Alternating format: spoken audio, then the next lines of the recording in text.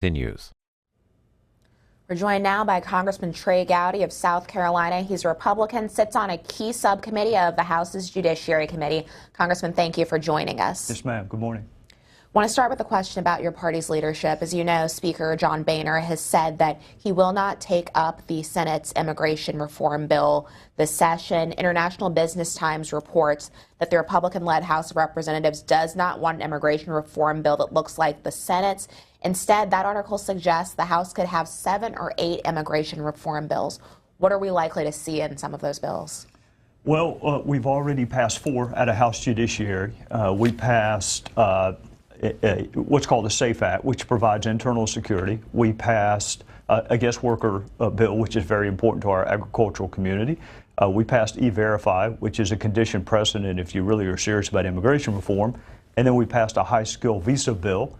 Another committee of the House has passed a border security bill. We had hearings last week on the entry-exit visa system. If the Affordable Care rollout has taught us anything, it is that there is not much appetite in this country for large pieces of legislation that are not easily understood. And I think all of your viewers would concede there's a very big difference between high-skilled visas that our tech companies might want and the SAFE Act, which law enforcement needs to enforce our immigration laws. So why would you put those two pieces of legislation together? They don't have anything to do with one another. Why not consider them separately? Senate bill obviously provides pathway to citizenship for undocumented immigrants, double size of the border control. What's the flaw in that proposal that you see that it shouldn't be passed that way and instead prefer this piecemeal approach? Well, couple of points on the Senate bill. I'm a former prosecutor. So to me, 3 DUIs is too many to stay on a path to citizenship. The other flaw that is not overcomable in my judgment, the Senate bill allows for certain misdemeanors to remain on a path to citizenship. In South Carolina, domestic violence is a misdemeanor. In fact, second offense domestic violence is a misdemeanor. I'm not going to allow anyone who has 2 prior convictions for domestic violence to be on a path to anything other than jail. So they're not going to be on a path to citizenship. With respect to the border security, it's wonderful. By the way, we have 2 borders, so all the emphasis on the southwestern border I find interesting. We have another one. But even more importantly than that, I would argue some estimates are 50% of the current 11 million, if that's an accurate number. 50% of the current 11 million didn't cross any border. They were invited into our country on a visa, and they overstayed. So you can build whatever fence you want to build, and you can put however many Border Patrol agents you want to put at the border. If you're not doing something about internal security and visa overstays, then instead of talking about 11 million 10 years from now, you're just going to be talking about 6 million. I think that's still 6 million more than folks want to talk about a decade from now. We're talking with Congressman Trey Gowdy. We'd love for you to join the conversation this morning. For Democrats, that phone number is 202-585-3880. For Republicans, it's 202-585-3881. And for Independents, your number is 202-585-3882. Congressman, President Obama spoke before the Wall Street Journal CEO Council on Tuesday, said that he is open to this idea of immigration reform coming from a piecemeal approach. Let's listen to what he had to say, and then I'd like to get your response. And we do have to deal with about 11 million folks who are in this country, most of them just seeking opportunity. They did break the law by coming here or overstaying their visa. And they've got to earn their way out of the shadows. Pay a fine, learn English, get to the back of the line, pay their back taxes, but giving them a mechanism whereby they can get right by our society.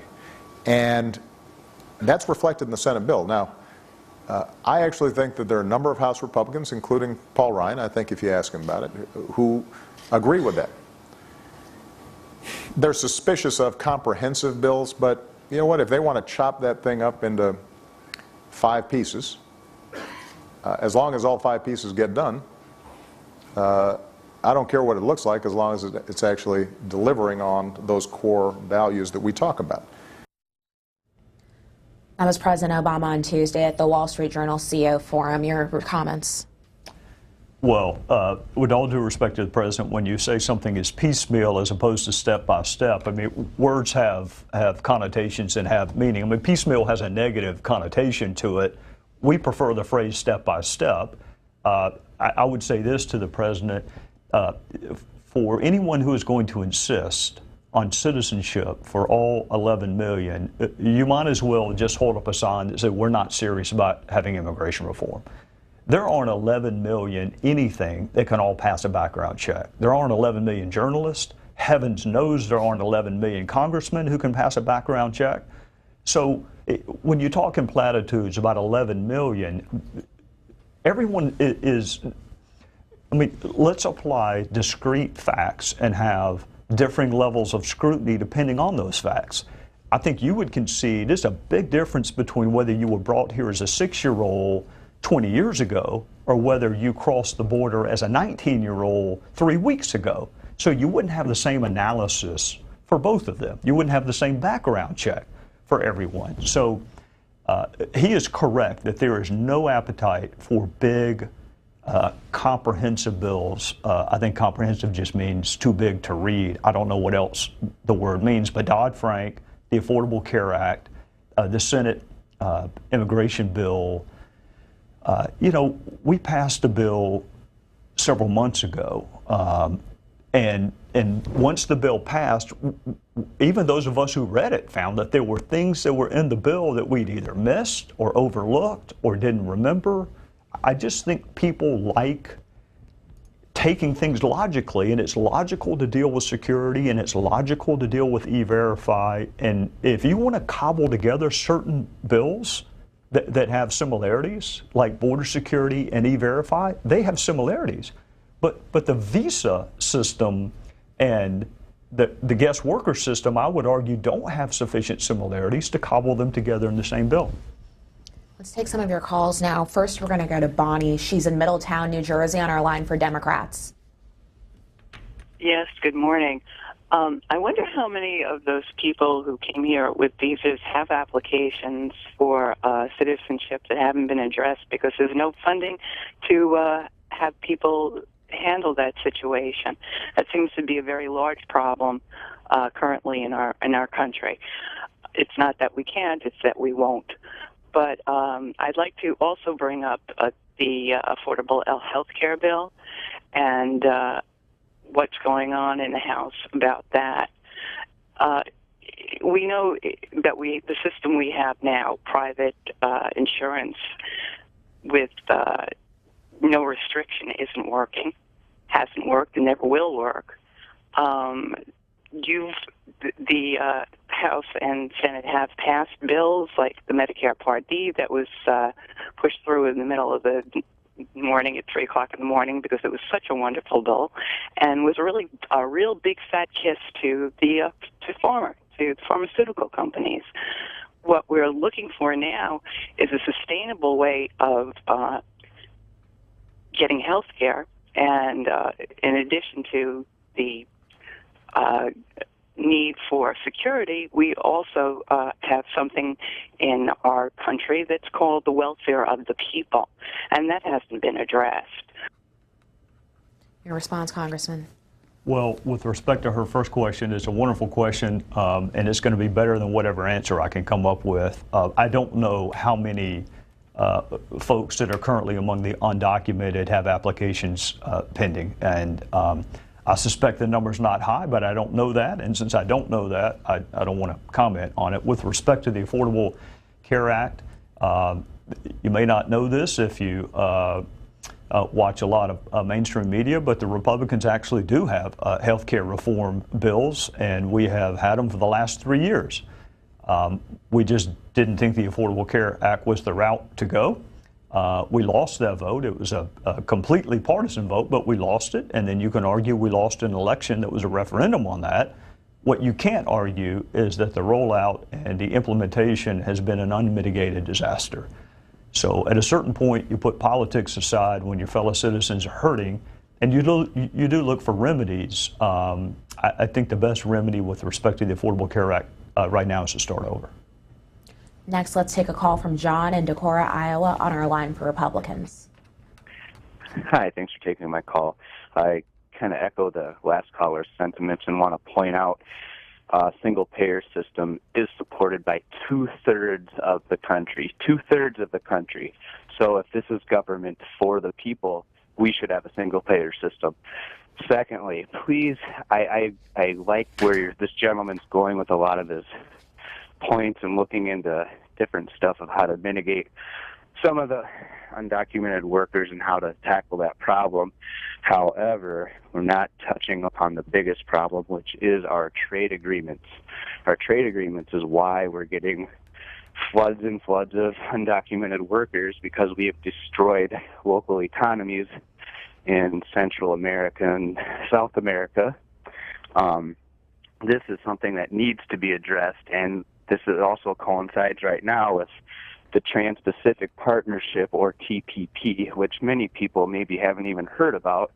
And this is going to undermine our local and federal laws, because international law supersedes our federal laws, and this is not being discussed. And I really, really want C-SPAN, if you serve the public, which you should, C-SPAN needs to be having some hearings on this, some guests on this, and educating the public. I'd appreciate any comments on those, and thanks for your time.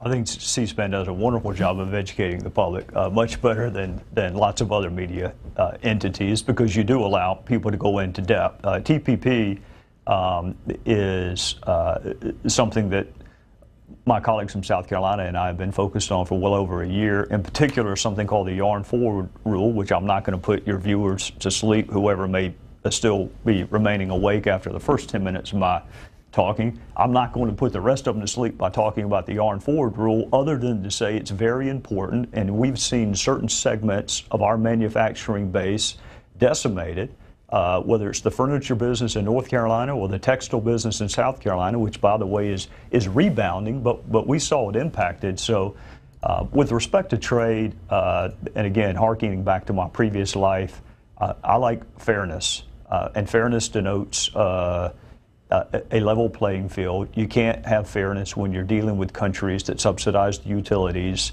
and subsidize other costs of their manufacturers. With respect to the single payer, I haven't seen that poll. My thoughts on a healthcare remedy would be as revolutionary as single payer, but just in the other direction.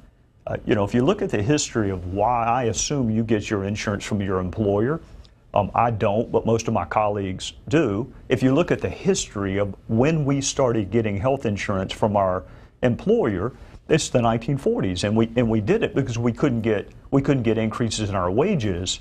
I would prefer a model where you own your individual health care policy, and you can take it with you no matter where you go to work, and you can take it with you even if you decide not to work. That's a pretty revolutionary concept. I don't know that a majority of my co-citizens are ready for that, even though they do own their own auto insurance, and they own their own life insurance, and they own their own vision insurance. But I think what's important is for us to have the debate, and when you have transformative changes to our culture, whether it's Social Security or Medicare or Medicaid, it really ought to be bipartisan. And the Affordable Care Act was not, and I think part of its undoing was the manner in which it was passed. There's a National Journal poll taken last week. Headline, they wrote, most Americans oppose Obamacare repeal. Despite sharp divisions over the long-term impact of the health reform law, fewer than 2 in 5 Americans say it should be repealed. That opinion virtually unchanged since last summer. When you see numbers like that and you hear the things that you and your colleagues believe, the things you hear from your constituents, how do you kind of square the two? That the American people are extremely forgiving and extremely understanding, and the first thing they want done is something fixed before it's scrapped. If it can be fixed or remedied, that's what they want. So I interpret that poll number to be my fellow citizens say, if you can fix the Affordable Care Act, fix it. I think what we're going to find out is that the model itself was flawed, and it depends upon young, healthy people paying more for health insurance, in effect, to subsidize either our older co-citizens or our sicker co-citizens. And I think, you know, your previous guest was a guy named Mike Dole, who's a very good friend of mine, and I appreciate guys and gals on the other side of the aisle who don't demagogue issue. Nobody wants to see sick people not taken care of. Nobody wants to see folks who have pre-existing conditions not taken care of. The question then becomes, how do you most effectively do that? And Republicans have a different model. The Democrat model was the Affordable Care Act. But it's not just the website. I think what people are beginning to see is that their policies are canceled, and those who do get on the website are seeing that the coverage is either more than what they wanted or not precisely what they wanted. That gets into a freedom issue, which is a larger conversation. Let's take another one of your calls from Michael in Opp, Alabama, on our line for Independence. Yes, good morning. Good morning. Yes, good morning. Yes, good morning. I would like to say first, Roll Tide. And I'm going to talk about the ACA. I mean, first of all, Nancy Pelosi said that you have to pass it before you vote on it. Well, I've always been taught since I've been young, you always read before you sign it. So that just amazes me. And has anybody on the Democratic side actually sat down and read them 3,000 pages? Also, they're talking about young people staying on, you know, you can sign up. They want the young people to sign up. Well, if you can stay on your parents' insurance till you're 26, how young do they want them? And also, where did the $600 million go that was paid? They've had 3 years and $600 million. And that's just unbelievable. You know, that is ridiculous. Congressman, your thoughts? Well, first of all, with respect to the Roll Tide, I hope my beloved University of South Carolina Fighting Gamecocks play Alabama in the SEC championship game. But we'll move on to less controversial topics than SEC football. With respect to the rollout, I think it is emblematic of a larger issue that is shared by all of your viewers without respect to political persuasion, which is a distrust in government. And that includes me as a conservative in the House, and it includes the president as a Democrat, and it includes my most progressive friends on the other side of the aisle. That's an eminently fair question. What did we get for $600 million? And when you see the emails dating back to March, where they knew that there were going to be problems, I don't know why my colleagues in this line of work do not figure out sooner that if you look in the camera and tell people, we are sorry, we made a mistake, we need you to forgive us and give us more time, they always will. They will always forgive you and give you more time. What they can never forgive is lying to them or misleading them or deceiving them. If you can tell me why we launched on October the 1st, you will be the first person who can tell me why we launched on October the 1st. I've asked Secretary Sebelius, I've asked Todd Park, we've asked Henry Chow, what was talismanic about October the 1st? And the reality is nothing. That was just a date that was picked. I would argue for political expediency. Why not, when you realize that the website is not going to work, why not say, you know what, we need another 30 days. We need another 60 days. People will forgive you for that. They will forgive you for negligence. They will forgive you for an honest mistake. They will not forgive you for lying to them. Headline in today's New York Times, applicants find health website is improving, but not fast enough. So I want to ask you, do you believe the White House and the administration were honest and forthcoming enough to Congress about this rollout and about the glitches before it happened? No, for this reason. We knew as far back as March that there were going to be issues. The last end-to-end test that they did in September, there were significant issues. Todd Park, whom I considered to be the smartest guy in the room last week when we had a hearing, although he demurred and said he wasn't, he knew that there were going to be issues. In fact, there was an email that was produced yesterday where they were trying to deal with the very question you just asked me. What do we do when the public sees this web page is down prompt? What do we do about that? So yes, there's no way to argue that the administration did not know that there were going to be problems. What we need to find out is, given the fact you knew that, and given the fact that you knew it would not be ready on October the 1st, why not wait? Take some more of your calls now. Going to Richard in Indiana, Pennsylvania, calling in on our line for Democrats. Good morning, Richard. You're on Washington Journal.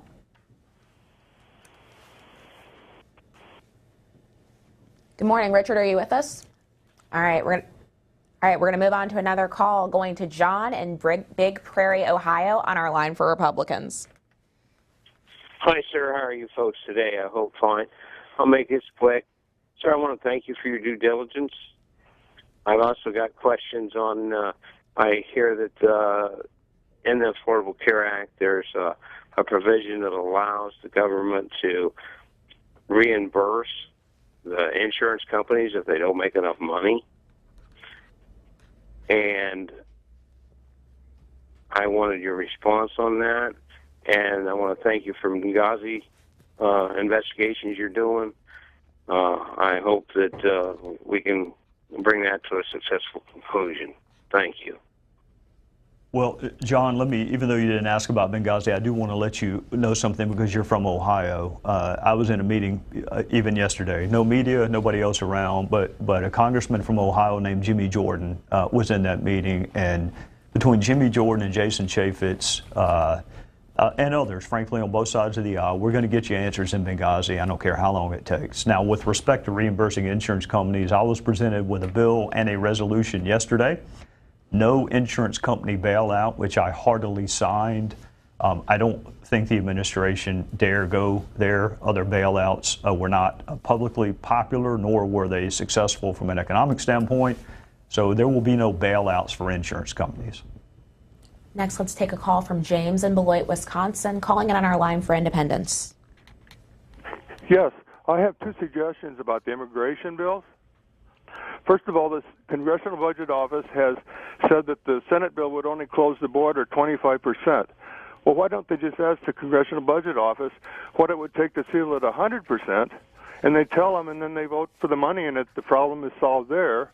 The other thing is that illegals are going to pay a $2,000 fine. I think it should be more related, like a college student loans, to their increased earning power from being in the United States. The average college student has $25,000 in loans. To me, that would be a lot more realistic. Thank you. Well, with respect to the border, quite candidly, I don't think anyone can assure you with certitude that any border will be 100% secure. When you have trading partners, I don't think you can hermetically seal our southern border, our ports, our northern border. Now, you can do a whole lot better than what we're doing, but I think any elected official who looks at you and says our border is 100% secure, I wouldn't believe much else they tell me.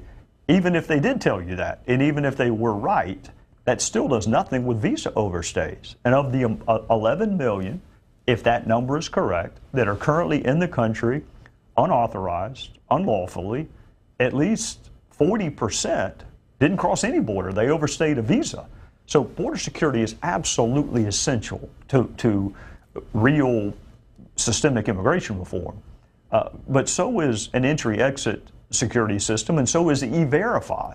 At some point you have to ask yourself, why do folks want to come to this country? Part of it's family reunification, part of it is economic opportunity, part of it, frankly, is fleeing circumstances, persecution, civil unrest, but a lot of it is that economic opportunity. So if you have E-Verify, which turns off the jobs magnet, then I think all of this working together gets you the level of security that most of our fellow citizens would find acceptable.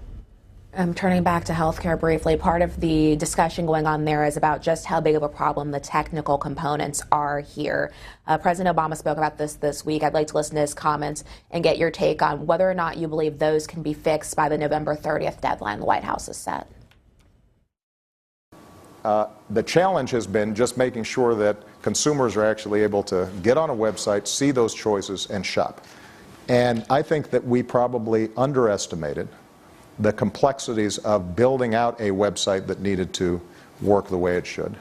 There is a larger problem that I probably, speak personally, but also as the administration, could have identified earlier, and that is the way the federal government does procurement and does IT is just generally not very efficient. In fact, there's probably no bigger gap between the private sector and the public sector than IT. Congressman Trey Gowdy, your thoughts? Well, I'm going to surprise you and agree with the president. There is no bigger gap between the public sector and the private sector than with respect to efficiency.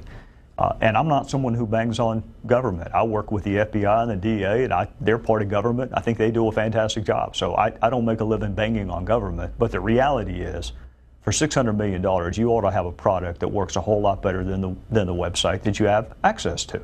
Now, will it be ready by November the 30th?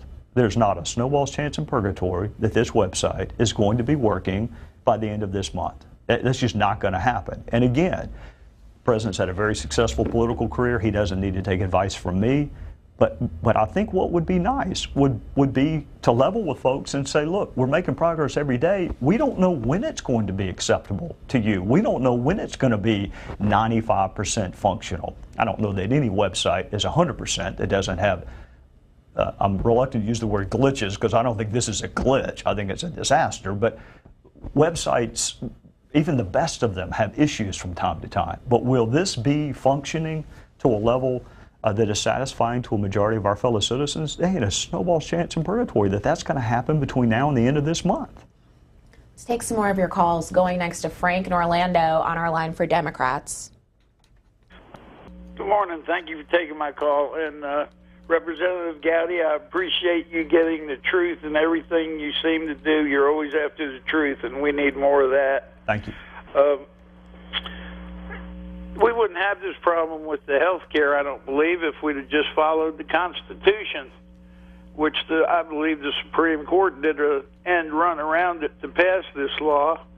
And then after the law was passed, the president goes and makes changes to it, which is unconstitutional in my view of the Constitution. And getting to that $600 million for the website, nobody's brought up the fact that our economy is bad, and yet we hire an outside country to do it and pump $600 million into the Canadian economy and not ours, which again, just gets my head spinning on all this stuff. And thank you for being who you are and what you do, and I'll listen to your answer. Well, thank you for what you said. That's the highest compliment you can pay a former prosecutor, is to say that they want to get after the truth. You've touched on a number of issues, one of which could take the remainder of the time they've allotted me, so I won't do this other than to say, if you go back and read the Supreme Court opinion that was authored by Chief Justice Roberts, it did exactly what some of us have wanted for a long time with respect to the Commerce Clause. That was part one of his opinion, that there are limits on what the federal government can do. That was a breath of fresh air to many constitutional conservatives. However, in the third part of his opinion, he said you can't do it under the Commerce Clause, but you can do it under the Tax and Spend Clause. And what many of us found frustrating is, well, that means federal government can do essentially what it wants to do as long as it uses the Tax and Spend Clause instead of the Commerce Clause. The other issue that he made reference to is, how can the executive branch unilaterally change the law? And there's this doctrine called prosecutorial discretion. Your district attorney in whatever town you live in has the discretion to maybe not prosecute this petty crime because he wants to spend or she wants to spend their resources on a bigger crime. We understand prosecutorial discretion.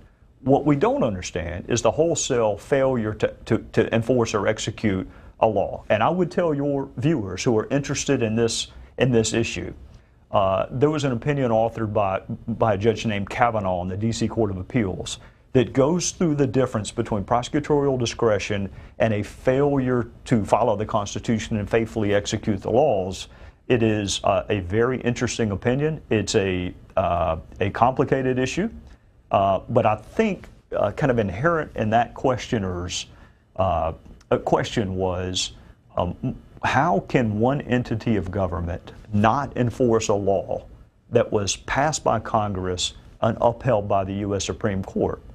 How can that happen? And whether it's immigration or whether it's the Affordable Care Act, Republican and Democrats alike, if you don't like a law, change it. But don't just summarily decide we're not going to enforce it, because that erodes people's confidence and the respect for the rule of law. Next, let's go to Frankenmuth, Michigan. We've got Bob on the line for Republicans. Hello, Mr. Gowdy. Hey. I just want to speak to you. I guess I'm going to be the first one to tell you what's going on with this October 1st rollout. It's called COA, not QA. Bob, we're having a little bit of trouble hearing you, so I'm going to put you on hold and try to come back to you if your signal clears up. Next, we're going to go to Bo in Appling, Georgia, on our line for Independence. Yes, sir. How you doing? Great. How are you? Good to talk to you. Likewise. The question that I'd like to ask hadn't been brought up is that all this Affordable Care Act was supposed to save money from people's insurance and keep people from going to the emergency room and save money that way. So what I'd like to know, are our taxes going to be reduced to compensate for what individuals be paying over and above on the health insurance? It looks like we're getting hit on both ends through taxes and then the Affordable Care Act, so we're basically paying twice. I'll hold on for your answer. Thank you very much. Well, Bo, the only reason it seems that way is because it is that way. Your taxes, I can't speak to your state taxes in Georgia, but your taxes won't go down with the current political structure that we have in Washington. And unless you're one of the lucky few, your health care costs are not going to go down either. So it's important to go back to step one and ask ourselves, what was the purpose of the Affordable Care Act?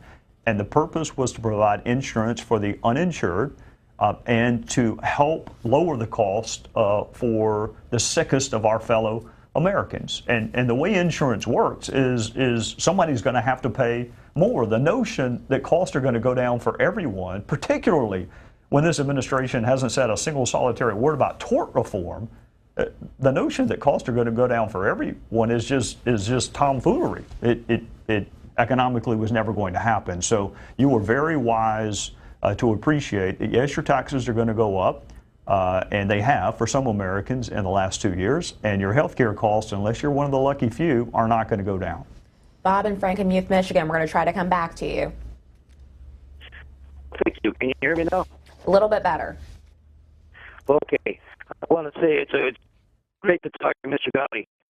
I think I can be the first one to tell you why October 1st was the rollout date. They didn't change it. They didn't change it because Mr. Obama has never run anything. He doesn't know anything about running a business. And to him, it was, well, if he has a Titanic and he's heading towards the iceberg, you got to just move the iceberg. He doesn't know that's not how the world works. And he just said, we're going with this, and everybody else is covering his butt. It's the only reason this is going on. Thank you so much for your call, Bob.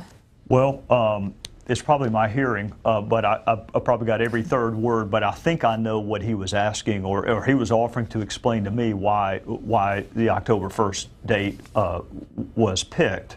The best explanation I have heard, and it should frustrate all of your viewers, regardless of their political persuasion, is if you think back, the Republicans were asking for a delay. Now, some Republicans were asking for a delay because they don't like the bill. Some Republicans were asking for a delay because they didn't think the website would be working. I can't, among my many limitations, I can't read people's minds, but Republicans were asking for a delay. To then give the Republicans a delay and say we're not ready to go on October the 1st would have been seen as a political loss. So when Secretary Sebelius was asked in October, what was her response? In an ideal world, we would have done more testing. Honestly, I don't know what world, I mean, this is the world we're in. You can call it ideal, you can call it something else, but I'm not familiar with what world she was referring to. This is the one we're in.